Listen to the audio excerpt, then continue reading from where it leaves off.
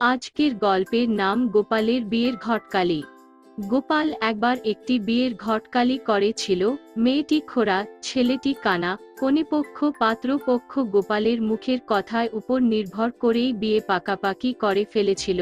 কনেপক্ষ জানে না যে বর কানা, আবার পাত্রীপক্ষ জানে না যে মেয়ে খোড়া।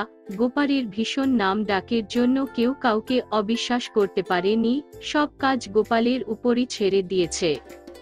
নির্বিঘ্নে বিয়ে হয়ে যাবার পর পাত্রপক্ষের কর্তা গোপালকে ডেকে বললেন, কনেপক্ষের লোকেরা জানতেই পারেনি যে বর কানা।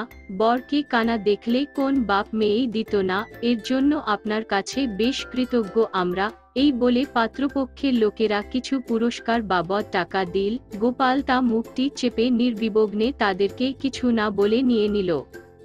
এদিকে কন্যাপক্ষের লোক এল। মেয়েটি যে খোড়া পাত্রপক্ষের লোকেরা জানিতেই পারেনি। কি বল গোপাল, এই বলে কন্যাপক্ষের লোকেরা গোপালকে কিছু পুরস্কার দিল। দুপক্ষের কাছে মোটা বক্সেস পেয়ে পুলকে গোপাল মনে মনে হাসতে হাসলে বলল, আপনারা মহাশয় ব্যক্তি, তাহলে সব কথা খুলে বলি শুনুন। আপনার মেয়েটি খোড়া আর বড় কানা, এতে অবশ্য দুপক্ষের চিন্তা ভাবনা করার কোনো কারণই নেই। গোপালের কথা শুনে বরপক্ষের আক্কেল গুডুম বললেন, বলো কি পাত্রী খোড়া, আগে এ কথা আমাদের বলেননি কেন?